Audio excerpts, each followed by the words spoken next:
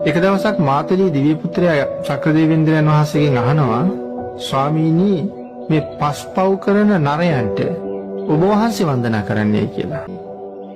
යේ ගහට්ටා පුඤ්ඤකාරා සීලවන්තෝ උපාසකෝ ධම්මේන දාරං පෝසෙන්ති තං නමස්සාමි මාතලී.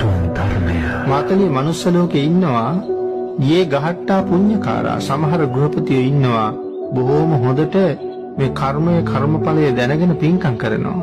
යේ ගහට්ටා පුඤ්ඤකාරා සීලවන්තෝ උපාසකෝ බුදු පියාණන් වහන්සේ දේශනා කරපු ආකාරයෙන්ම හරියටම සරණ ගිහිල්ලා පන්සිල් ආරක්ෂා කරන අය.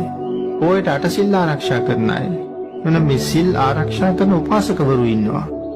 ධම්මේන ධාරං පෝසෙන්ති ඊටාම ධාර්මිකව ධනෙ උපයලා තමන්ගේ අබුදරුව පෝෂණය කරන අය. ශ්‍රමණ බ්‍රාහ්මණයෝ පෝෂණය කරන අය, මව්පියෝ පෝෂණය කරන අය.